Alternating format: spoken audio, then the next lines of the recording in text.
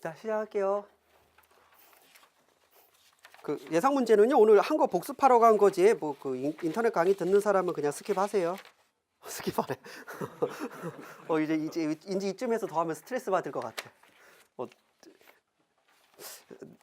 제가 만들었지만요, 문제 참 재수없게 만들었어요.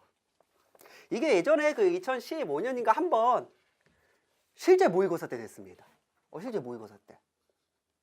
그래서 그 주에 참 편했어요. 채점할 게 없어서. 한 명도 못 썼어. 한 명도. 그래서 너무 좋았으면 안 되지. 그래서 실제 문제가 이렇게 나오면은 안 되는 거예요. 안 되는 거야. 그러니까 괜히 이거 보고 흥분하지 마시고 이건 끄셔도 돼요. 저희 중요한 건 이거 괜히 흥분해가지고 다음 시간에 하는 요거 기출문제에서 이게 제일 중요해요. 오늘은 여러분들 이거 30분 되면 온 거예요. 오늘. 그렇죠? 이게 제일 중요한 거 같이 어딜 봐도. 예, 안 하면 또 만들었는데 그래가지고 자 보세요. 오늘부터 50점 문제가 들어갑니다. 그 화환시장 통일규칙을 기초로 별지 살타서 이게 무슨 관세평가에 별지가 나와. 스위프트 신용장에서의 불일치 내용 및 근거 그냥 하자 잡으라. 하자.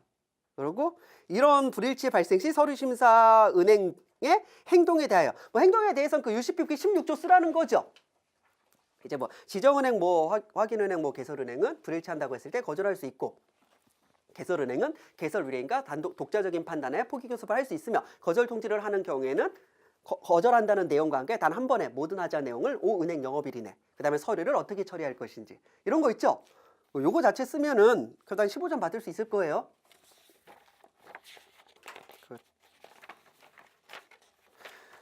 그 50점 양식 답안 작성하는 방법은 다음 시간에 바로 할 테니까요. 일단 그냥 보세요. 불일치 내용 및 근거. 여기 혹시 몰라가지고 뭐라고 돼 있지? 문제에서 최대 5개만 찾으라고 했죠. 왜 그런지 아세요? 아니요. 이거에 사람이 만들다 보면요. 계속 하자가 나와. 내가 답안 다 작성했는데 이것도 틀리고 저것도 틀리고 틀린 게 너무 많어. 왜요? 실제 서류 작성하면 그렇게 된다라는 거예요. 자, 그러니까 뭐예요? 상당일치 원칙에 위과하여 우리 인간적으로 5개만 찾아봅시다라는 거예요.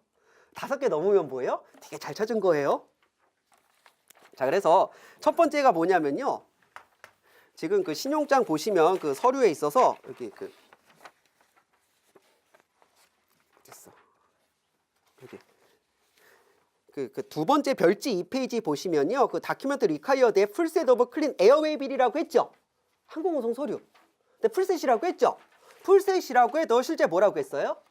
송화인용 원본 한 통이면 된다라고 했죠. 그럼 이제 에어웨이 빌을 보세요. 이게 송화인용인지 그래서 운송인용인지 수화인용인지 어떻게 알아요? 여기 적혀 있잖아. 오리지널 2. 여기 컨사인용이라고. 맞죠? 이거 하자입니다. 요거 송화인용 제시해. 이거 지금 수화인용 제시한 거죠? 이거 하자예요. 그래서 맞죠? 요 아래 적혀 있죠? 에어웨이 빌 우측 하단에 뭐예요? 이건 오리지널 1, 2, 3 있다라고 했잖아요. 이거는 두 번째 원본인 수화인용입니다라고 딱 적혀 있죠? 이거 원래 다 적혀 있습니다. 이거 보고 판단하는 거예요. 자, 그래서 원본 전통을 요구하더라도 송화인용 원본 한 통이면 된다라고. 근데 실제 제시된 건 뭐예요? 수화인용이기 때문에 이거 하자입니다. 이거. 자, 다음에 여기 에어 컨사이먼트 노트라고 돼 있죠? 하지만 신용장에서 에어웨이 빌이라고 했죠? 이건 문제가 됩니까? 이건 안 되죠? 용어는 중요하지 않다라고 했잖아요. 문제는 이게 지금 하우스 에어웨이 빌이라는 거죠. 신용장 뒤에 보시면 하우스 에어웨이 빌 억셉터블이라고 해서 어차피 수리합니다, 지금. 자, 그리고 에어 컨사이먼트 노트인 건 중요하지 않아요. 맞죠? 신용장에서 에어웨이 빌을 요구했을지라도 용어는 중요하지 않다라고 했죠? 이거 원본. 이거 가지고 찾아내시면 되고요. 자, 다음. 서류 간 원산지 불일치라고 하는 건요. 여기 지금 신용장 보시면 여기 2페이지 보시면요.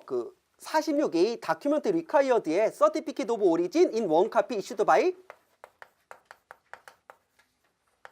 official party. 권한 있는 당사자가 수출국에서 발행하고 GSTP. GSP나 GSTP는 관세법 시간에 배우셨죠? 네, 배웠을 거예요. 라고 하면서 지금 어딜 봐도 그 뭐 따로 원산지가 없죠? 그럼 뭐라고 했어요? 그냥 아무거나 들어가도 된다라고 했죠. 일단 오피셜 파티는 뭐예요? 오피셜 이런 단어, 뭐 로컬, 로컬은 나랑 좀 안 어울리고, 뭐 퍼스트 클래스, 뭐 이런 거 있죠. 뭐라고 했어요? 수익자가 발행하는 것만 아니면 상관없다라고 했죠. 그러니까 이게 실제 원산지 증명서를 수익자가 발행한 것만 아니면 이건 무시되는 게 맞아요. 자, 그러면 아무 원산지나 들어가면 될 것 같은데, 자, 그래서 원산지 증명서를 보시면요, 첫 번째 하자가 뭐냐면요, 여기 원산지 증명서 보시면 차이나라고 돼 있죠. 여기 지금 8번 오리진에 차이나라고 되어 있잖아요. 이게 지금 이거 문제 없죠? 원산지 증명서 제시하라고 그 원산지 증명서 제시했죠. 차이나가 되어 있죠. 요거 자체 문제가 없습니다. 뭐가 문제냐면은요, 여기 그 클립이 이상하게 찍어놨어. 여기 송장 보시면은요, 송장에 뜬금없이 컨트리 오브 오리진에 리퍼블릭 오브 코리아라고 돼 있어요. 아니, 원산지 증명서에 차이나라고 돼 있는 건 상관없는데 상충되는 건 안 된다라고 했죠. 그런데 뭐요? 왜 송장에 리퍼블릭 오브 코리아인데 원산지가? 심지어 항공운송서류에는 컨트리 오브 오리진 USA래. 맞죠? 아무 원산지에 기재돼도 되지만 뭐예요? 서류 간 상충되는 건 안 된다라고 했죠. 이걸 찾아내라는 거예요. 그래서 여러분이 일어나서 그 근거를 적어주시는 거예요. 그 서류의 제시를 요구하면서 누가 발행해야 되는지, 다음에 어떤 내용이 들어간지 명시되어 있지 않다라고 하면 그 기능을 충족하는 아무 서류나 제시도 상관없습니다. 하지만 그 무언가 충돌되는 건 안 된다라고 했죠. 즉 원산지 증명서에 차이나인 건 상관이 없지만 뭐예요? 송장과 즉 항공운송 서류에 다른 내용이 들어가 있는 건 상충되니까 이거 하자라는 겁니다. 자, 그리고 지금 원산지 증명서 보시면 딱 받으면 GSP 폼이죠. 제너럴라이즈드 시스템 오브 프리퍼런스잖아요. 맞죠? 지금 신용처에서 뭐 요구했어요? GS? TP 폼 요구했죠? 양식이 틀렸습니다. 양식 틀리면 안 돼요. 이거 하자입니다. 신용자에서는 GSTP 폼을 요구했고 이건 GSP. 그러니까 이거 자체가 또 하자예요. 즉 서류 간 원산지 불일치, 그 다음에 뭐 4페이지 보시면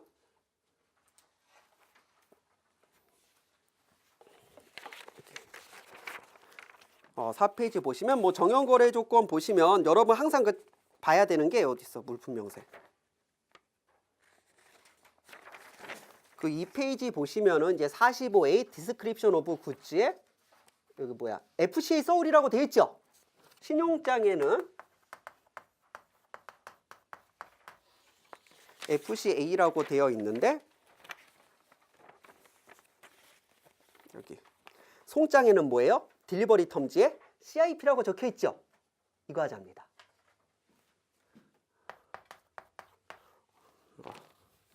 뭐 요 정도? 뭐 상업송장과 그 다음에 뭐 항공기 명칭 불일치도 좀 보시면 되고, 그 생각해 보면은 그 제가 어제 그 50점 문제 이제 기출 문제 해설 이제 그 만들면서 이건 시간이 굉장히 오래 걸리거든요. 왜냐면 어쨌든 이 출제한 교수님이 이제 그 본인의 그 보통 논문을 기준으로 하기 때문에 보통 제가 이거 하나를 작성하는 논문 10개 정도를 참고해야 돼요. 그래서 내가 논문을 쓰고 있는 건지 답안을 작성하는 건지 뭔지 모르지만 뭐예요? 교수님의 의도와 모범 답안이 뭔지는 정확히 찾아내야 되는 거죠.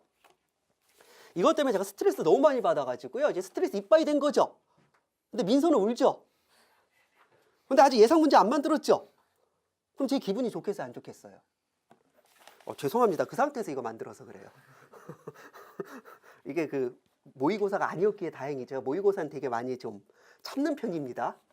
그래서 이게 오늘 오면서요.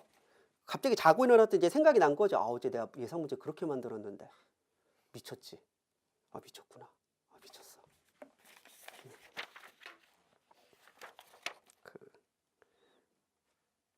자, 다음 여기 하나만 보세요. 2페이지에 그 다큐멘트 리콰이어드에 사인드 인보이스 인 3폴드라고 돼 있죠. 송장에 대해 아무 말도 없죠. 아무 말 없어도 송장은 다 똑같다고 했죠. 여기 텍스 인보이스라고 돼 있죠. 이거 하자야 하자 아니에요. 이거 송장 물어보면 반드시 써야 되거든요. 송장은요 명칭 상관없이 똑같아요. 뭐만 아니면요 프로비저널 인보이스와 프로포마 인보이스만 아니면 뭐예요? 송장의 기능은 다 똑같기 때문에 송장의 명칭은 중요하지 않다라고 했습니다. 텍스 인보이스라고 되어 있는 것 자체는요 크게 중요하지 않아요. 이게 그 예전에 이제 그 저 위아스에 있을 때 그 모의고사로 한번 냈던 걸 제가 싹 다 수정한 거거든요. 그래서 사실 오늘 새벽에 뭘 수정했는지 아세요? 이거 보니까 여기 위아스라고 돼 있는 거야.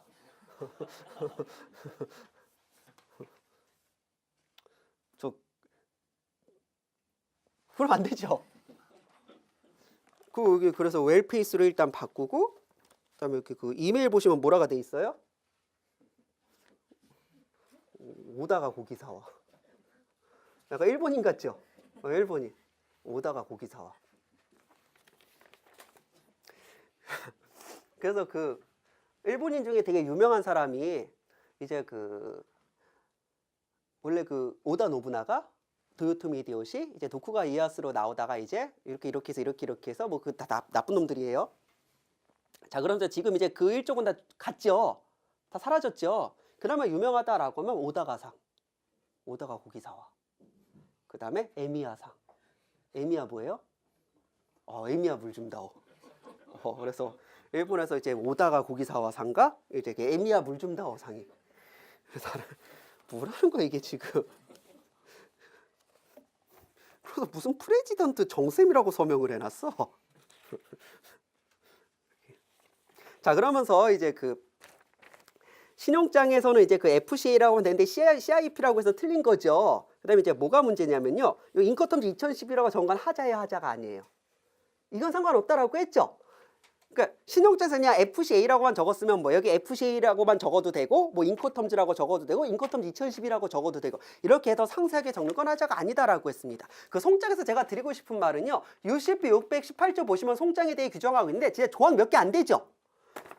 신용장이 양도된 경우를 제하고 수익자가 개설 위례인 앞에 수익자가 개설 위례인 앞으로 발행하면 되고 신용장과 동일한 그 용어를 사용해야 되고 맞죠? 그 다음에 뭐 금액이 초과돼도 상관없다라고 했죠. 그런저런 부분들이 나오면서 그러면서 서명은 필요 없다. 사실 송장이 이렇게 복잡하거든요. 이렇게 복잡한데 그 UCP 600에서 규정하는 송장은 내용이 정말 없죠. 왜 그럴까요? UCP 600에서 규정하는 그 송장의 내용은요. 국제적으로 거래되는 표준적인 송장을 말하는 게 아니라 뭐예요? 은행원의 입장에서 최소한 요것만 지켜라라는 거예요. 실제 그 내용만 들어가서 송장 발행되는 경우 절대 없습니다. 실제 송장은 이렇게 복잡해요. 자, 문제는 그 송장이 국제적으로 통일된 양식이 없거든요. 그냥 거래에 필요한 누가 누구한테 얼마짜리 물건을 어떤 조건으로 팔았는지만 들어가면 되는 거죠. 그래서 송장은 양식을 굉장히 자유롭게 만들면 되는데 뭐가 문제냐면요. 이제 무역하는 사람들이 이제 송장 양식을 모르죠. 그럼 어디서 검색해요? 구글에서 검색하죠. 구글에 검색하면 뭐예요? 제일 더러운 이 양식이 나와요. 그럼 이게 내용이 너무 많이 들어가는 거죠. 자, 신용장에서 요구하지 않은 내용이 송장에 훨씬 많이 들어갔죠. 여기는 원산지도 들어가고 여기 무슨 컨사인이 따로 들어가 맞죠? 여기 뭐 선박명도 들어가고 뭐 결제 조건까지 다 들어갔죠. 이거 하자예요, 하자가 아니에요. 이게 뭐예요? 신용장 조건에서 규정하는 내용보다 더 많은 정보가 서류에 들어가는 건 상관없습니다.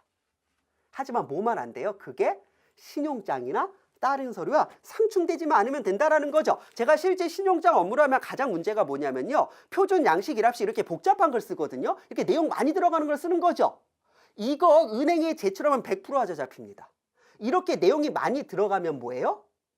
내용이 들어가는 것 자체는 하자가 아니지만 어딘가에선 분명히 상충되는 게 하나가 나오면 특히 어디서 많이 걸려요? 컨사인이요. 컨사인 이렇게 적어버리면 뭐예요? 그 선화증권은 배설을 통해 컨사인이니까 계속 바뀔 텐데 아주 환장하는 거죠. 이거 굉장히 위험한 겁니다. 그래서 이제 그 신용장 거래소 송장을 제시할 때는요. 실무적으로 어떻게 한다라고 했어요? 이중 송장. 그러니까 은행 심사용으로요. 정말 심플한 거. 은행 요구하는 정말 셀러가 바이어한테 얼마짜리 물건 팜 이거 제시해서 넘어가고요. 자, 그 다음에 실제 이것은 메이슨한테 보내는 송장. 실제 신용장 거래소 이중 송장을 작성할 수밖에 없어요. 왜요? 이 송장 은행이 제시했다가는 100% 하자 나오거든요. 그렇다고 은행이 요구하는 딱 그 내용만 송장 들어가면 뭐예요? 국제거래소 이용할 수 없고 이렇게 이중 송장이 나오는 문제가 이제 발생할 수 있다라는 겁니다. 뭐 이런 부분들은 여러분이 조금 더 뭐 챙겨주시면 될 것 같아요. 그 항공운송 서류 본 김에 여기 잘 보시면은요. 여기 야, 이거 뭐 이렇게 해상도가 나죠? 여기 지금 그 발행일이잖아요. 발행일이 지금 10월 30일로 돼 있죠.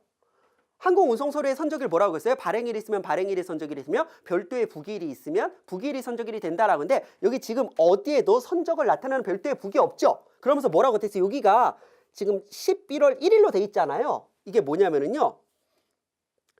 포 캐리어 유저 온리라고 돼 있죠? 그래서 UCP 600에서 뭐라고 규정돼 있어요? 항공운송 서류는 발행일이 선적일이 되며 별도의 선적을 나타내는 부기가 있으면 그 부기일이 선적일이 되지만 맞죠? 항공운송 서류 상에 맞죠? 운송인을 위한 정보를 나타내는 요 라는 뭐예요? 무시한다라고 했어요. 이거는 선적일을 결정할 때 고려하지 않는다라고 분명히 UCP 600에서 규정하고 있었죠. 요 라는 뭐예요? UCP 600에서 뭐라고 했어요? 신경 쓰지 마라.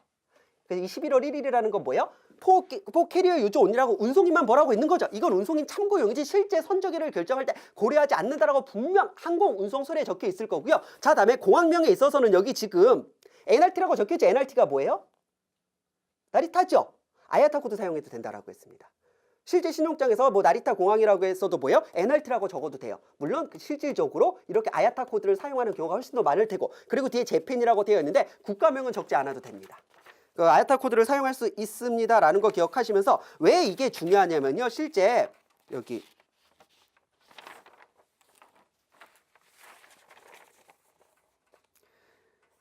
그 서류에 여기 이 페이지 보세요. 맨 위에 latest date for shipment 있죠? 여기 지금 뭐라고 적혀 있어요? end of October라고 적혀 있죠? 선적일을 나타낼 때 beginning, middle, end는 뭐라고 했어요? 1일부터 10일, 11일부터 20일, end of the month는 뭐예요? 21일부터 말일을 말한다라고 했죠? 그 다음에 first half와 second half of the month는 뭐예요? 1일부터 15일, 16일부터 말일이라고 했죠? 그럼 end of October라고 돼 있으니까 뭐예요? 이거 지금 선적일이 언제예요? 10월 21일부터 10월 말 사이에 하라는 거죠? 그럼 10월 30일 전에는 하라는 거잖아요. 여기는 10월 30일이죠. 하지만 여기는 지금 뭐라고 적혀 있어요? 11월 1일이라고 적혀 있죠. 어느 걸 선적일로 봐요? 아래죠. 그러니까 하자 아니라는 겁니다. 요 날짜는 선적일을 결정할 때 고려하잖아요. 이게 선적일이 되면 뭐예요? 이거 선적일 하자가 되는 거거든요. 어떤 의미인지 아시겠죠? 그래서 이런 식으로 여러분이 좀 판단할 수 있게 제가 좀 했습니다. 자, 다음에 그 마지막으로 그 이제 운송 서류에는 지금 선화증권 봤을 때는 뭐예요? 콜렉트인지 프리페이드인지가 적혀 있었죠. 그래서 이나이프에서는 이제 콜렉트라고 기재가 될 것이고 이제 C나 D 규칙에서는 뭐 페이드 또는 뭐 프리페이드라고 적혀 있겠죠. 그래서 신용장에서는 UCP에서 뭐라고 했어요? C 규칙이나 D 규칙에서 프리페이드임에도 불구하고 뭐예요? 터미널 핸들링 차지와 같이 목적지에서 운임에 별도로 추가되는 요금을 언급할 수 있다라고 했죠. 그거는 목적지에서 추심할 수 있다라고 했죠. 그래서 선화증권에 뭐예요? 콜렉트로 해가지고 뭐 THC니 뭐 이런 거 적혀 있죠. 이거는 UCP에서도 인정한 거잖아요. 자, 그러면 반드시 이제 그 콜렉트인지 프리페이드인지는 적어야 되거든요. 항공운송서류에 지금 콜렉트 프리페이드가 적혀 있습니까? 안 적혀 있죠. 그래서 항공운송서류에서 뭐라고 규정하고 있냐면요. 이렇게 양식 자체가 뭐예요? 프리페이드란과 콜렉트란이 있죠. 지금 151.25불이 뭐예요? 프리페이드란에 적혀 있죠. 이렇게 양식 자체의 프리페이드와 콜렉트를 구분하고 있고 프리페이드란에 금액이 적혀 있으면 뭐예요? 그것은 프리페이드고 콜렉트란에 적혀 있으면 그게 콜렉트라는 겁니다. 반드시 별도로 프리페이드와 콜렉트를 표기할 필요는 없어요. 이런 식으로 양식 자체가 프리페이드와 콜렉트를 구분해 주는 경우도 있습니다. 이런 게 다 ISBP에 있는 내용들이어서 여러분이 뭐 떠올릴 수 있으면은 그래서 이 양식을 한번 보여준 게요. 딱 보면 뭐예요? 아, 이렇게 생겼구나라고 하면서 적어도 여러분들이 그 신용장 시간에 이제 그 서류 같은 것들을요. 잘 안타까운 게 저도 수험생 시절에 그랬지만 한 번도 이 서류를 가지고 설명해 준 강사가 없었어요. 그러니까 뭐예요? 계속 상상을 해야 되는 거죠. 야, 도대체 지리적 표기는 뭐고 요건 뭐고? 그럼 아니 아무 생각 없이 그 운송인을 위한 별도의 정보를 나타내는 그 나는 선적일을 결정하는데 고려되지 않는다면 그게 뭔지 어떻게 알아요? 그 다음에 뭐예요? 프리페이드와 콜렉트는 표기하지 않아도 양식 자체가 규정하고 있는 경우에는 상관없다라는 게 보면 알 수 있는 것들이잖아요. 운송인의 명칭을 표기하라는 게 어디 있는 건지 맞죠? 그래서 여러분이 이걸 보면서요. 이제 여러분이 이제 그 어쨌든 계속 공부할 때 특히 이제 UCP 600에서는 그 선적 서류 파트가 제일 어렵거든요. 특히 운송 서류는 계속 외워야 되는 거죠. 외울 때는 뭐야? 이 양식을 기준으로 아 이게 이 내용이구나라는 거, 조금이라도 실무적인 부분을 생각한다라고 하면 암기가 쉬워진다라는 거예요. 그 다른 그 무역 실무 범위와 달리 적어도 그 UCP 600 파트는 뭐예요? 신용장 파트는 뭐예요? 100% 실무를 기반으로 나왔습니다. 실무가 먼저 존재하고 이론이 존재하는 것이기 때문에 여러분이 읽게 되는 모든 내용은 뭐예요? 반드시 실무적으로 이슈가 있는 것들, 실무적으로 존재하는 것들이기 때문에, 그래서 여러분들이 그 신용장을 어려워하는 게 뭐예요? 100% 실무인데 이론으로 접근하려고 하니까 어려운 겁니다. 그래서 오늘은 이제 그런 부분들을 좀 많이 설명을 드렸잖아요. 그래서 이렇게 있구나. 그래서 요것만 보고 UCP 600의 내용들이 그런 거구나라고 조금만 떠올릴 수 있으면은 아마 괜찮을 것 같습니다. 뭐 10점 문제 있는데 이것도 그냥 뭐 보시면 알 수 있는 거라 뭐 딱히 문제는 없을 것 같고요. 이거 끝나는 분위기인데 아니죠. 항상 제가 항상 제 수업의 메인이라고 생각하는 건 요거거든요. 여러분한테 제일 중요한 건 뭐예요? 실제 기출 문제 풀이를 통해 답안을 어떻게 작성하는지를 정확히 배우는 겁니다. 저희 10분만 끊었다가 30분만 더 할게요. 10분 정도 쉬었다가. 자, 그리고 혹시 아직 안 해본 사람은요. 제가 부탁드리는데 1번 있죠? 물론 다 작성했겠지만 이제 강의 듣는 사람 중에 아직 이거 안 한 사람들은요. 적어도 목차라도 작성해 보세요. 내가 이 50점 문제를 보고, 왜냐면 이게 언뜻 보기엔 굉장히 쉬워 보여서 막 산만하게 막 산발적으로 떠올라. 이것도 쓰고 저것도 써야 되고 생각 나는 대로 쓰면 될 것 같죠. 하지만 막상 써보면 뭐예요? 뭘 써야 되는지 모르는 게 이거거든요. 그래서 이거 여러분들이 지금 먼저 안 써보고 생각을 안 해보면요. 제 수업을 듣는데 전혀 의미가 없습니다. 그냥 모범답안 보고 끄덕끄덕 이거구나라고 해서 넘어가면 안 되는 거죠. 반드시 그 훈련 과정이 필요하기 때문에 아직 아직 안 본 사람들은요. 목차라도 스스로 한번 써보세요. 내가 이 문제를 어떻게 구성할 것인지 답안을.